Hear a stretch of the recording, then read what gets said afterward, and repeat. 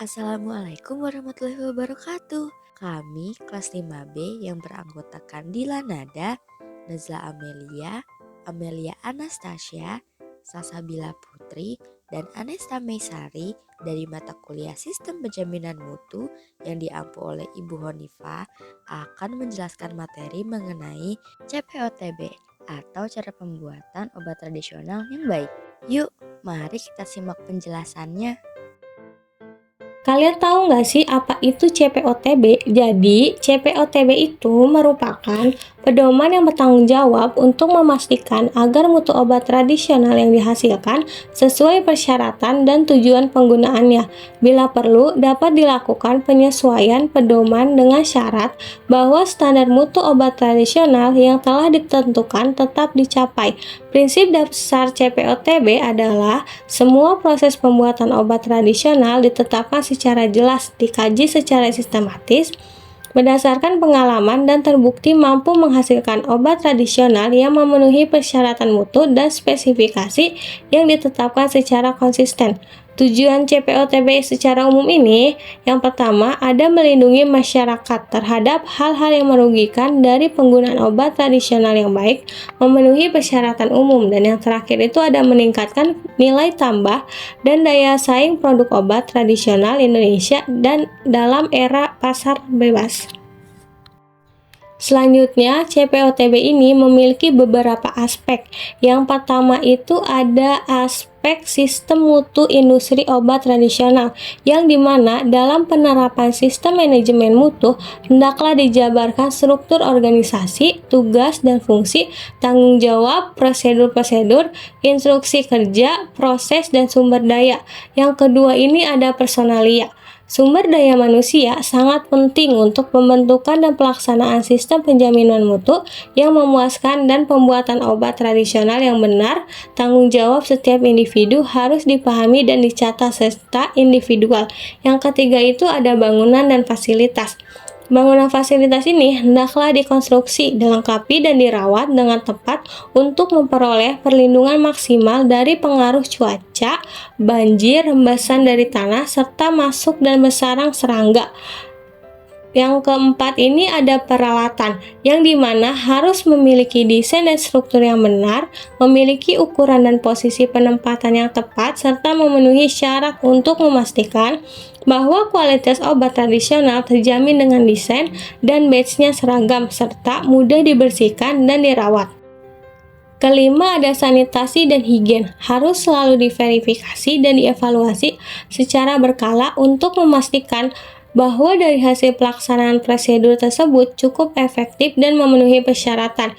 Yang keenam ada dokumentasi. Dokumentasi ini untuk memastikan bahwa setiap orang mendapatkan gambaran yang detail dan jelas tentang area kerja yang harus dilakukan sehingga dapat meminimalkan resiko kesalahan yang sering terjadi karena hanya mengandalkan komunikasi lisan.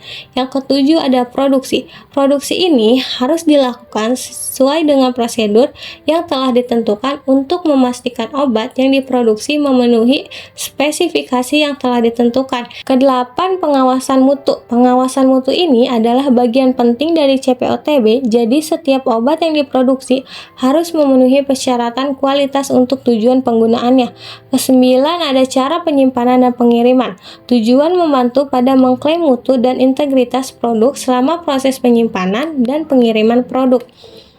Kesepuluh ada inspeksi diri. Tujuannya untuk menilai apakah seluruh aspek produksi dan pengawasan mutu industri obat tradisional memenuhi persyaratan CPOTB. Yang terakhir ada penanggulangan keluhan terhadap produk, penarikan kembali produk, dan produk kembalian. Semua keluhan dan informasi lain yang berkaitan dengan kemungkinan kerusakan obat harus ditinjau ulang dengan hati-hati sesuai dengan prosedur tertulis.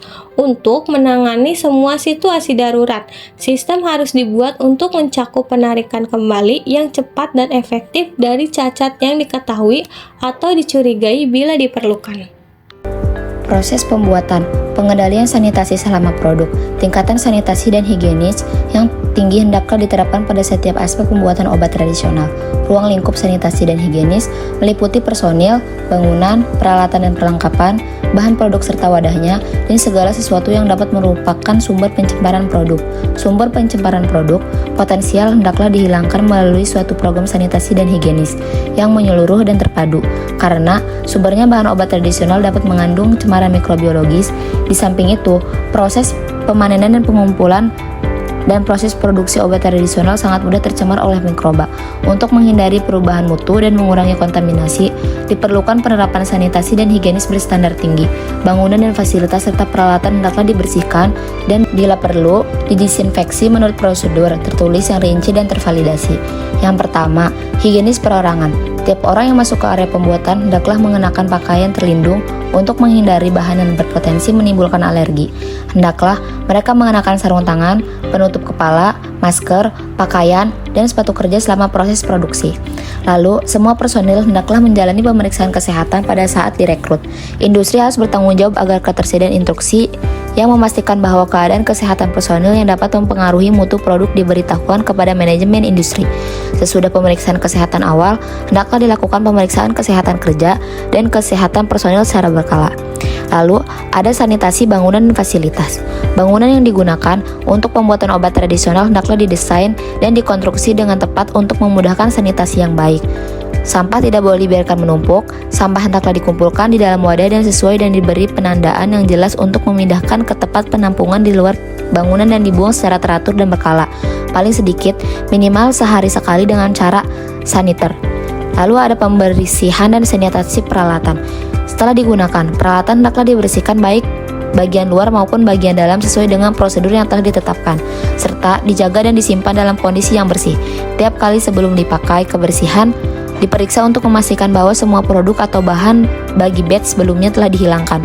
Pembersihan dan penyimpanan peralatan yang dapat dipindah-pindahkan dan penyimpanan bahan pembersihan dapat dilaksanakan dalam ruangan yang terpisah dari ruangan pengolahan. Lalu ada penerapan prinsip-prinsip kebersihan untuk menjaga kontaminasi. Yang pertama, area pengemasan hendaklah dibersihkan secara teratur dan sering selama jam pekerja, dan tiap ada tumpahan bahan, personel kebersihan hendaklah diberi peralatan untuk tidak melakukan praktik yang dapat menyebabkan campur baur atau kontaminasi silang. Lalu, memastikan kebersihan peralatan yang akan dipakai, ruang timbang dan penjara hendaklah dijaga kebersihannya, melaksanakan prosedur pembersihan dan dekontaminasi yang terbukti efektif, karena pembersihan alat yang tidak efektif umumnya merupakan sumber kontaminasi silang. Area penyimpanan hendaklah rapi dan bersih. Perhatian khusus hendaklah diberikan kepada kebersihan dan perawatan yang baik.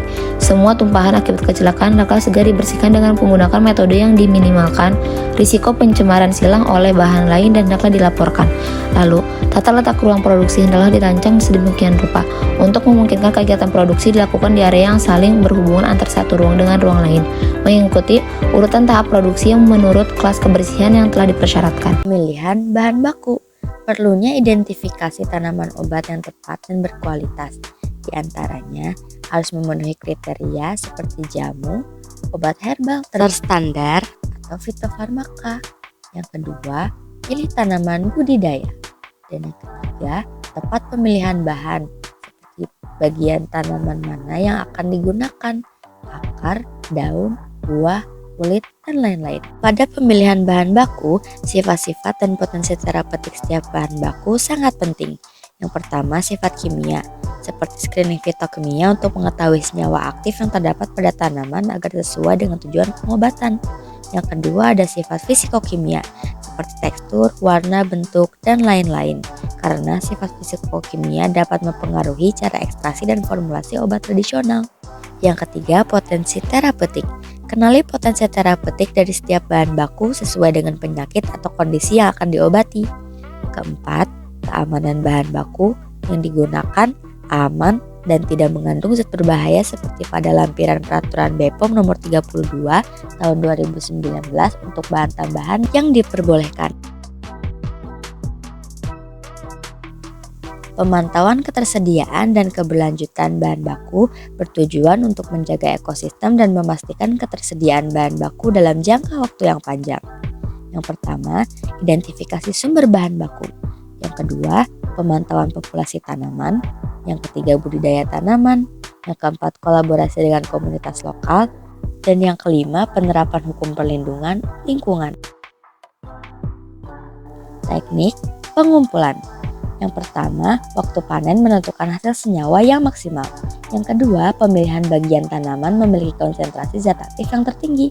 Ketiga, peralatan bersih dan steril menghindari kontaminasi dan mempertahankan mutu obat. Keempat, konservasi habitat. Kelima, pengeringan yang tepat. Metode penyimpanan. Simpan tanaman obat dalam wadah yang kedap udara untuk mencegah degradasi. Disimpan di tempat sejuk, kering, dan kedap udara untuk mempertahankan mutu tanaman obat agar tidak rusak dan memperhatikan kelembapan, tempat penyimpanan, kemasan yang sesuai, suhu, dan selalu lakukan pemeriksaan rutin. Kondisi penyimpanan. Pentingnya memperhatikan kondisi penyimpanan seperti kebersihan lingkungan penyimpanan, kemasan yang tertutup rapat, pemisahan bahan baku, kelembapan, suhu, hindari sinar matahari langsung, kebersihan peralatan penyimpanan, dan pemeriksaan berkala untuk mendeteksi tanda-tanda kontaminasi atau perubahan yang dapat merugikan kualitas bahan. Formulasi dan standarisasi. Pengembangan formulasi yang mempertimbangkan proporsi yang tepat dari setiap bahan. Cara pengembangan formulasi CPOTB yaitu penting untuk mempertimbangkan proporsi yang tepat dari setiap bahan. Berikut adalah langkah-langkah umum yang bisa dipertimbangkan. 1. Identifikasi bahan baku. 2. Penentuan proporsi. 3. Uji stabilitas. 4. Validasi proses. 5. Dokumentasi. 6. Perizinan dan registrasi. Lalu, standarisasi untuk memastikan konsistensi kualitas produk. Standarisasi untuk memastikan konsistensi kualitas produk ini adalah pendekatan yang sangat penting dalam dunia manufaktur dan industri. Standarisasi mencakup serangkaian langkah dan prosedur yang dirancang untuk memastikan bahwa produk atau layanan dihasilkan memenuhi standar tertentu yang telah ditetapkan. Beberapa manfaat standarisasi melibatkan konsistensi kualitas, efisiensi produksi, kepatuhan hukum dan regulasi, dan inovasi pengembangan produk. Lalu penetapan standar untuk kandungan aktif dan zat-zat yang sangat penting. Penetapan standar untuk kandungan aktif dan zat-zat yang lain merupakan langkah penting dalam proses formulasi dan standarisasi produk. Hal ini sering diterapkan dalam industri farmasi, kosmetik, makanan, dan berbagai sektor lainnya. Berikut adalah langkah-langkah umum yang dapat diambil dalam penetapan standar untuk kandungan aktif dan zat-zat lain, yaitu identifikasi komponen utama, riset dan pengembangan, penetapan persyaratan kualitas, uji kualitas, pemantauan proses produksi, standarisasi produksi, dokumentasi, pelatihan karyawan, sertifikasi, dan pemantauan terus-menerus. Langkah-langkah ini membantu memastikan bahwa formulasi dan standarisasi kandungan aktif serta zat-zat yang penting dilakukan secara konsisten dan sesuai dengan standar yang ditetapkan. Proses ekstraksi. Metode ekstraksi yang sesuai dengan jenis bahan baku. Metode ekstraksi dalam CPOTB harus disesuaikan dengan sifat bahan baku. Contoh metode meliputi ekstraksi pelarut, ekstraksi air, atau metode superkritikal tergantung pada kelarutan dan karakteristik fisikokimia bahan. Pemilihan metode yang tepat memaksimalkan hasil ekstraksi dan mempertahankan integritas komponen aktif. Lalu pemilihan pelarut yang aman dan efektif. Dalam CPOTB, pemilihan pelarut ekstraksi harus mempertimbangkan aspek keamanan dan efektivitas. Dalam CPOTB, pengendalian suhu, waktu, dan tekanan selama proses ekstraksi krusial. Suhu yang tepat mempengaruhi kelarutan komponen aktif, waktu ekstraksi mempengaruhi efisiensi, sementara tekanan dapat memodulasi kecepatan reaksi. Pemantauan dan kontrol yang cepat terhadap variabel-variabel ini mendukung konsistensi dan kualitas hasil ekstraksi. Kualitas. Sebelum meluluskan bahan awal atau bahan pengemas untuk digunakan, Kepala Bagian Pengawasan Mutu hendaklah memastikan bahwa bahan tersebut telah diuji kesesuaiannya terhadap spesifikasi untuk identitas, kekuatan, kemurnian, dan parameter mutu lain. Bahan tidak boleh diluluskan untuk digunakan dan produk tidak boleh diluluskan untuk dijual atau didistribusi sampai mutunya dinilai memenuhi spesifikasi. Uji kualitas harus dilakukan untuk memastikan bahwa mereka tidak menyerap kelembaban dalam jumlah berlebihan yang mempengaruhi kegunaannya. Jika ditemukan ketidakkonsistenan dalam pengujian ini, situasinya segera dilaporkan ke perusahaan pemasok. Aspek penting lainnya dari pemantauan kualitas bahan baku adalah penyimpanan bahan-bahan ini. Dengan cara ini, kualitas produk dilindungi dan kerusakan selama penyimpanan dapat dicegah. Selama pemantauan kualitas, pembersihan, klasifikasi, pelabelan area penyimpanan, serta nilai suhu dan kelembaban untuk produk tertentu merupakan poin penting. Gudang harus diamankan dan dilindungi dari bahaya fisik, kimia, dan biologi. Jika pengujian mikroba dilakukan, metode analisis hendaklah divalidasi untuk memastikan bahwa produk tidak mempengaruhi perolehan kembali mikroorganisme. Di sini ada potensi efek samping dan interaksi obat. Jenis-jenis interaksi obat, salah satunya itu ada interaksi obat dengan obat. Jenis interaksi obat ini tuh berlangsung ketika dua atau lebih obat bereaksi satu sama lain. Interaksi obat-obat ini bisa saja akan mengakibatkan kita mengalami efek samping yang tidak terduga. Kemudian ada interaksi obat dan makanan atau minuman. Interaksi ini dihasilkan dari reaksi obat dengan makanan atau minuman tertentu. Misalnya, mencampur alkohol dengan beberapa obat mengakibatkan rasa lelah atau memperlambat reaksi.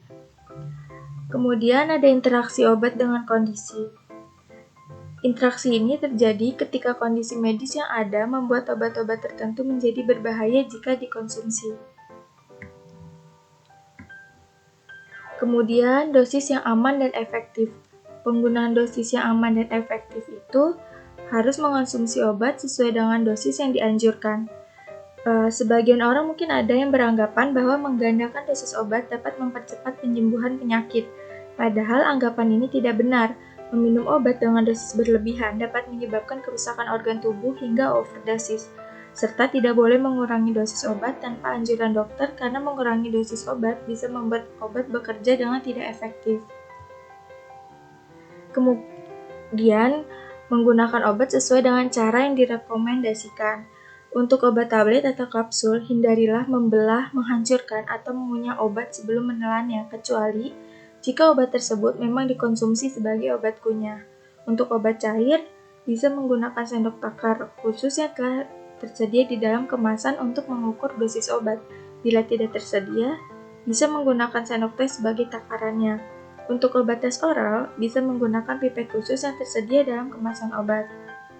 Kemudian, meminum obat sesuai dengan waktu yang telah ditentukan. Obat umumnya diberikan dengan beberapa jenis aturan pakai, termasuk jarak minum obat. Misalnya 3 kali sehari dengan pembagian waktu yang tepat. Hal ini berarti obat diminum setiap 8 jam sekali dalam 1 hari. Sebagai contoh, bila dosis pertama dikonsumsi jam 7 pagi, maka dosis berikutnya dikonsumsi pada jam 3 sore. Dan dosis terakhir pada jam 11 malam. Selain itu, beberapa jenis obat ada yang dianjurkan untuk dikonsumsi sebelum, setelah, atau bersamaan dengan waktu makan. Pastikan untuk mengikuti petunjuk penggunaan obat tersebut agar obat dapat bekerja dengan efektif. Kemudian ada pelaporan efek samping. Tidak semua keluhan diterima perusahaan yang mungkin diakibatkan oleh cacat mutu. Keluhan yang tidak menunjukkan potensi cacat mutu hendaklah didokumentasikan dengan tepat dan dikomunikasikan kepada bagian atau personel yang relevan yang bertanggung jawab atas investigasi dan pengelolaan keluhan terkait. Misal, dugaan seperti efek samping yang dilaporkan.